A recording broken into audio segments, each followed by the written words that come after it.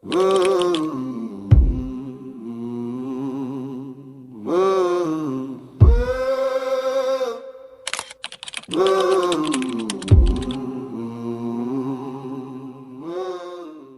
our first video, we explored how The Wire Season 1 revolutionized television storytelling. Today, we're tackling what many consider the show's most divisive and most prophetic season, Season 2. 3.5 inches of hard blue steel. When The Wire Season 2 premiered in June 2003, fans were confused. Where were the corner boys? Why are we suddenly watching white dock workers? Many viewers felt betrayed. How much more betrayal can I take? But looking back 2 decades later, with the 2008 financial crisis, the decay of American manufacturing, and the ongoing supply chain disruptions behind us, Season 2 now stands as one of the most prescient pieces of social commentary in television history. They used to make steel then, no?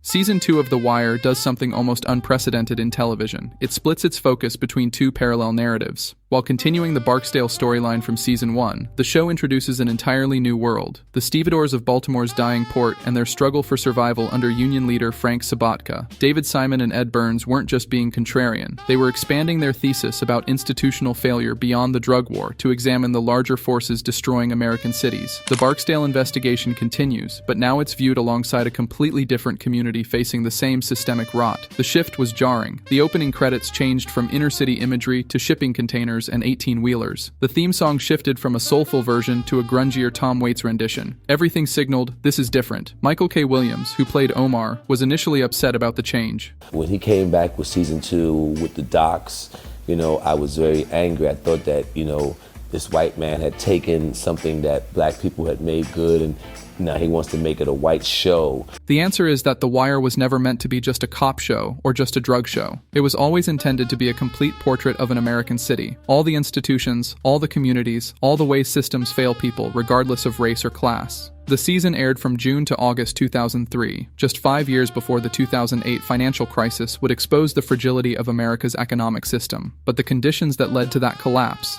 deindustrialization, the abandonment of the working class, the transformation from a productive economy to a financialized one, were already visible on Baltimore's docks. Between 1950 and 1995, Baltimore lost 75% of its industrial employment, shedding over 100,000 workers. The Wire Season 2 puts faces to these statistics through the Sobotka family and their fellow dock workers. Frank Sobotka, played brilliantly by Chris Bauer, is a union treasurer fighting a losing battle against history itself. The Port of Baltimore, once a thriving hub of American commerce, is being strangled by multiple forces: automation, global trade shifts, political indifference, and the fundamental transformation of the American economy. In one of the season's most devastating scenes, Frank attends a seminar showcasing automated port technology from Rotterdam. He watches in horror as robots do the work that once employed hundreds of men. This isn't science fiction, it's the present crushing the past, and Frank knows his men have no future in this new world. The iconic line that captures everything comes when Frank tells his lobbyist, We used to make shit in this country, build shit. Now we just put our hand in the next guy's pocket. This single line encapsulates the economic transformation that would contribute to the 2008 collapse and beyond. America had shifted from a productive, manufacturing-based economy Father used to work there.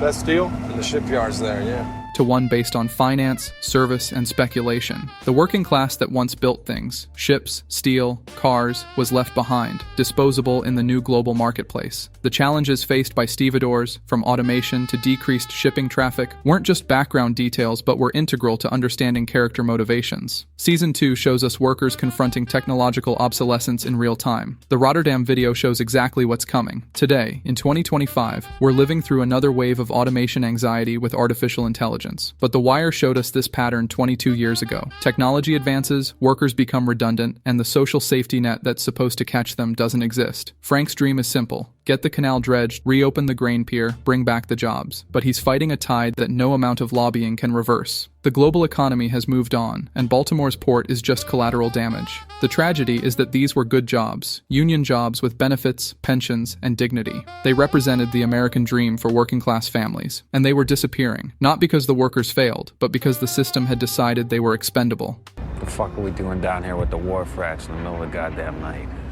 Here's where Season 2 becomes truly prophetic. It shows us what happens when the social contract between labor, capital, and government completely breaks down. Frank Sobotka is fundamentally a decent man. He's not corrupt for personal gain. Every illegal dollar he makes goes toward trying to save the port and his workers. Here, Brucey. I think they're your size.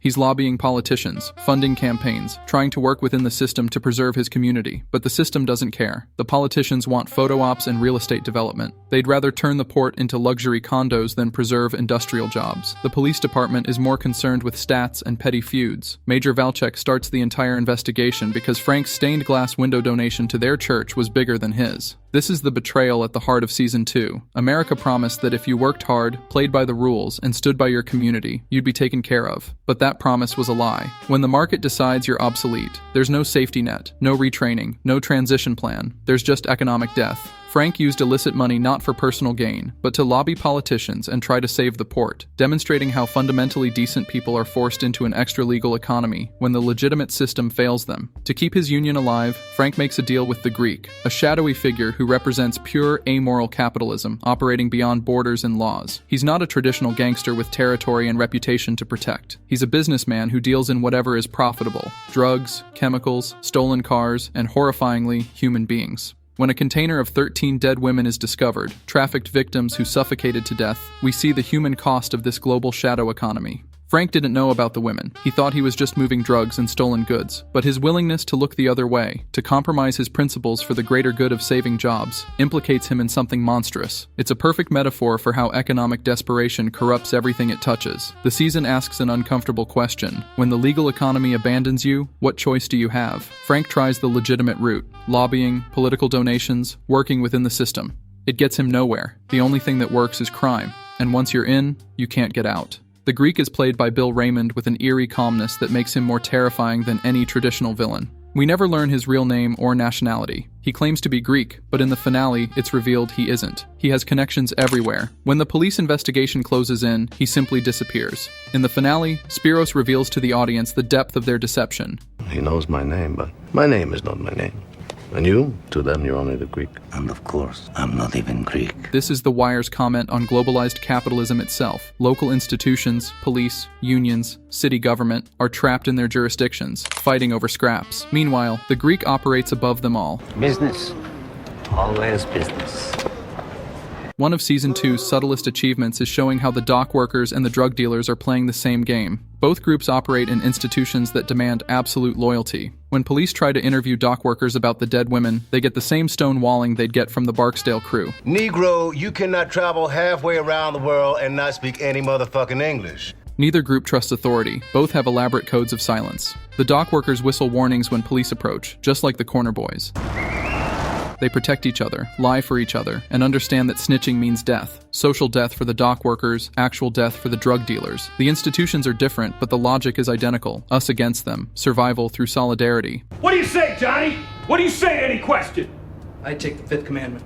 Nick Sobotka, Frank's nephew played by Pablo Schreiber, makes this connection explicit when he transitions from stealing cameras off the docks to dealing drugs for the Greek. The line between honest work and crime blurs completely. When honest work doesn't pay enough to survive, crime becomes rational. This is why David Simon insisted on Season 2. He needed to show that the failures depicted in Season 1 aren't unique to the drug trade or Black Baltimore. They're systemic. The same institutional rot, the same economic abandonment, the same broken social contract affects everyone at the bottom, regardless of race. If Frank represents the old guard trying to hold on to a dying world, his son Ziggy represents the generation with no future at all. Ziggy Sobotka, played by James Ransone, is impulsive, insecure, desperate for respect, and utterly lost. He pulls pranks, makes bad deals, gets mocked by everyone around him. He's a joke, and he knows it. Ziggy's arc is about what happens to young men when there's no path forward. His father has the docks, has the union, has meaning.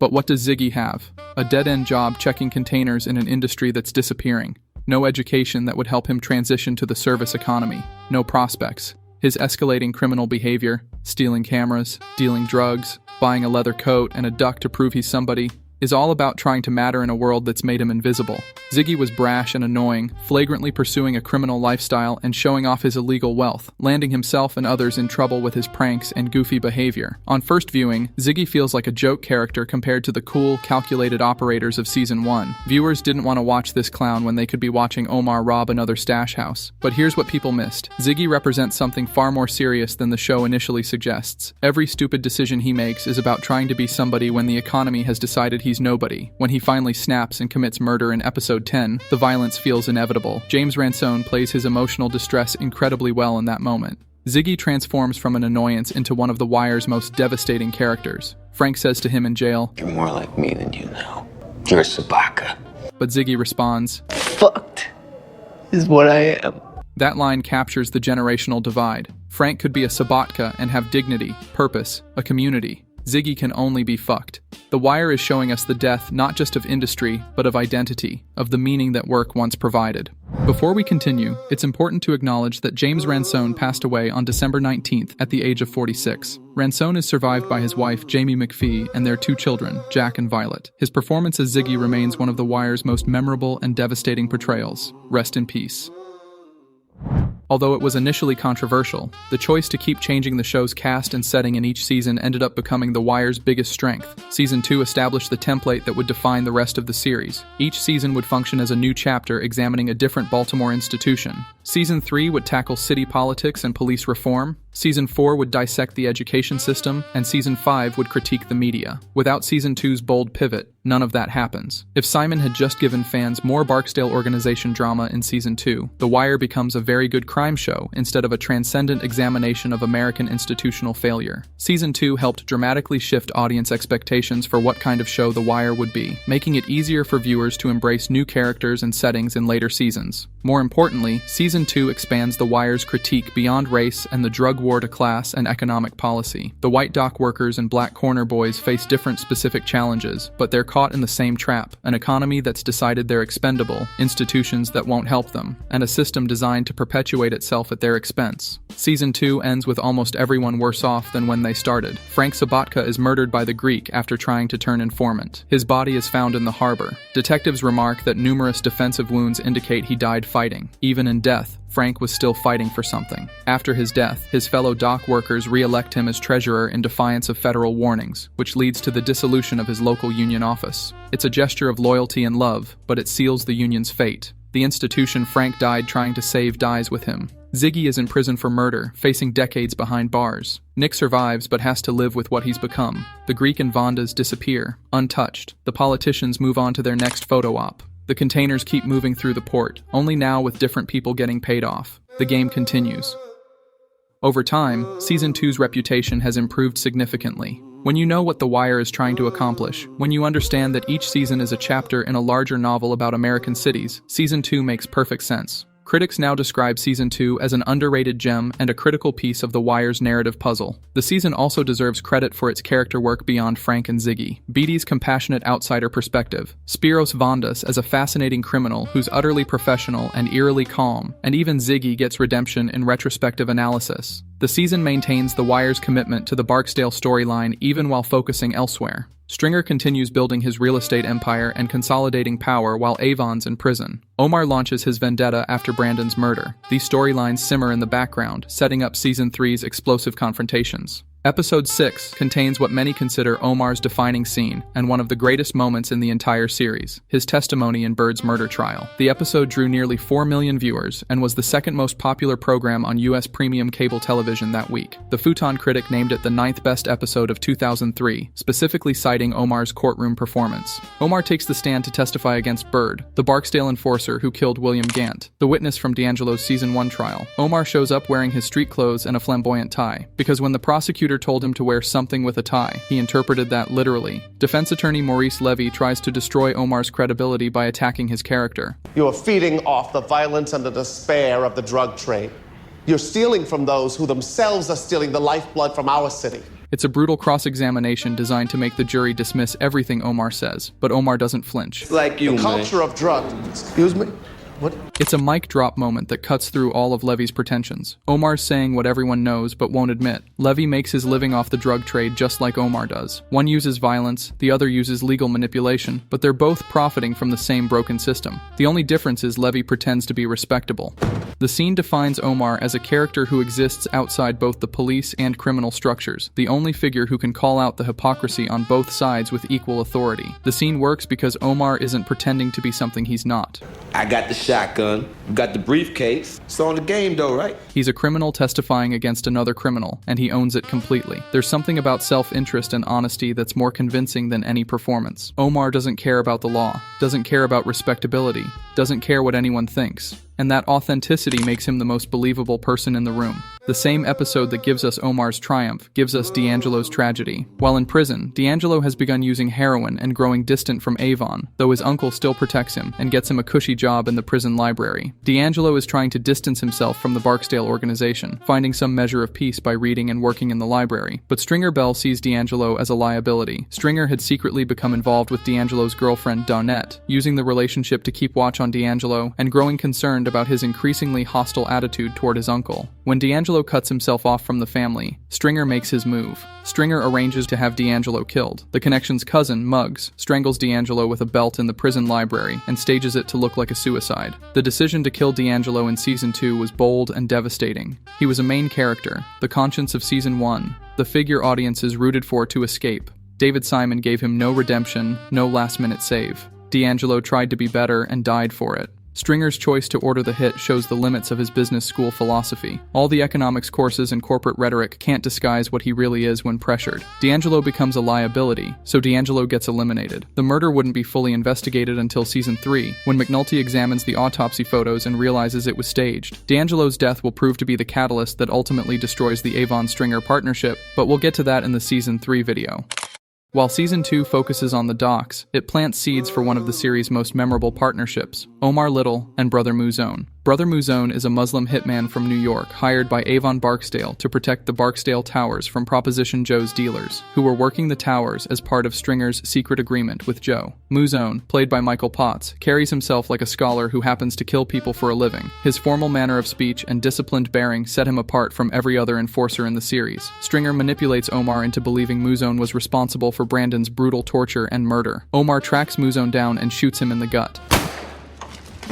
But as Omar prepares to finish him off, Mouzone's calm composure in the face of death makes Omar realize he'd been manipulated by Stringer. Omar saves Mouzone's life by calling an ambulance. This encounter plants the seeds for what becomes one of Season 3's most compelling storylines, which we'll explore in the next video. Season 2 also expands the role of one of the series' most underrated players, Joseph Proposition Joe Stewart, played by Robert F. Chu. Got a proposition here. Joe is an East Baltimore drug kingpin who operates very differently from Avon Barksdale. Where Avon is territorial and violent, Joe is diplomatic and business-minded. His nickname comes from his tendency to propose solutions to problems rather than resorting to violence. He's a born deal-maker, always looking for the angle that benefits everyone. Season 2 reveals that Joe has been the Greeks' primary client for years, receiving pure heroin through the Baltimore ports. But he lacks the territory to maximize profits. This creates the central tension of his operation. He has the best product, but not the real estate to move it at scale. Joe acts as the crucial bridge between the Greeks' international smuggling operation and the street-level drug trade. He's the middleman who translates global capitalism into corner distribution. The Greek supplies the major drug dealers in East Baltimore with pure heroin, using Eaton to move his drugs, with Proposition Joe as his chief client. Throughout Season 2, we see Joe maneuvering carefully. When Nick Sobotka gets into trouble with Joe's nephew Cheese over a bad drug deal involving Ziggy, Joe accommodates Nick at the request of Sergei Malatov to resolve the dispute, compensating Nick for Ziggy's destroyed car out of respect for Malatov. If it wasn't for Sergei here, you and your cuz both would be cadaverous motherfuckers. Joe's scheming becomes more visible when we see him working with Stringer Bell behind Avon's back. Due to Avon Barksdale's arrest, the Barksdale organization is cut off from their suppliers and is forced to sell weaker heroin. This gives Joe leverage. He can offer Stringer access to the Greeks' superior product in exchange for territory, specifically allowing Joe's people to deal in Barksdale Towers. The brilliance of Proposition Joe is that he sees the drug trade as a business that could be run rationally if everyone stopped the violence and worked together. This philosophy will fully materialize later in the show with the formation of the New Day Co-op, a cartel of Baltimore drug dealers who pool resources and share territory. But the seeds are planted in Season 2, as Joe positions himself as the essential connector between international supply and local distribution. Joe represents a different kind of villain than what we saw in Season 1. He's not interested in bodies or rep. He wants efficiency, stability, and profit. In many ways, he's closer to a legitimate businessman than a gangster, which makes him both less viscerally threatening and more systemically dangerous. Joe understands that the real power isn't in controlling corners, it's in controlling supply. Season 2 shows us that the drug trade, like any other market, depends on supply chains, middlemen, and business relationships. Proposition Joe embodies all of that, a reminder that behind the violence and the corners, there's a global economic system at work. McNulty spends most of Season 2 in exile on the Marine unit as punishment for his insubordination in Season 1. It's a humiliating demotion, Jimmy pulling bodies out of the harbor instead of working real cases. But this punishment reveals something important about McNulty. He can't help himself. Even pulling harbor floaters, he gets pulled into the Sobotka case because he recognizes the dead women in the container are connected to something bigger. McNulty's curse is that he's right about everything and destroyed by being right. Bunk Moreland continues to be McNulty's grounding force. While Jimmy's stuck on the Marine unit pulling bodies from the harbor, Bunk stays in Homicide doing actual police work. Their scenes together in Season 2 remind us why their partnership works. Bunk has the same talent as McNulty, but without the self-destructive need to prove he's right about everything. Lester Freeman continues his transformation from forgotten desk jockey to the unit's most valuable detective. His patient, methodical approach contrasts with McNulty's impulsive grandstanding. Lester represents what McNulty could be if he had discipline and humility. Natural police without the self-destructive ego. One of Season 2's subtlest achievements is showing Kima Greggs beginning to mirror McNulty's worst tendencies. Kima had transferred to a desk job after being shot in Season 1, but she could not resist the lure of a good case. When Daniels recruits her for the Sobotka investigation, Kima jumps at the chance despite her girlfriend Cheryl's fears about her safety. Kima is walking McNulty's path, choosing the job over relationships, unable to turn off the cop in her head, restless and dissatisfied with domestic life. In 2025, Season 2's warnings feel more urgent than ever. We're watching automation threaten millions of jobs, just as Rotterdam's robots threatened the stevedores. We're seeing supply chain crises expose how fragile our global trade system really is. We're watching working-class communities across America face the same economic death spiral that hit Baltimore's docks. The political dynamic Frank navigated, trying to save industrial jobs in an economy that's moved on, plays out in every election. Politicians promise to bring back manufacturing, but the structural forces that killed those jobs can't be wished away with lobbying or tariffs. Season 2 saw all of this coming. Season 2 elevated The Wire from being a binary crime show to one examining how all societal institutions fit together. Without it, The Wire is just a well-executed cop drama. With it, The Wire becomes something unprecedented, a complete portrait of how American cities work and fail. The season's examination of deindustrialization predicted the economic anxieties that would dominate American politics for the next 2 decades. Season 2 showed us the desperation, the rage, the sense of abandonment that would reshape American society, and it did it through patient, character-driven storytelling that trusted viewers to see the connections. Frank Sobotka deserves to be remembered alongside McNulty, Omar, and Stringer as one of The Wire's great characters. Chris Bauer deserves recognition for bringing such humanity and desperation to a man fighting a battle he's already lost. The Sobotka family tragedy deserves to be seen as equal to any storyline in the show's run. Season 2 is The Wire's most underrated season because it asks the most of its viewers and initially gave them the least of what they wanted. 2 decades later, with the benefit of hindsight and multiple viewings, we can finally give Season 2 the recognition it deserves. The game is the game. Indeed.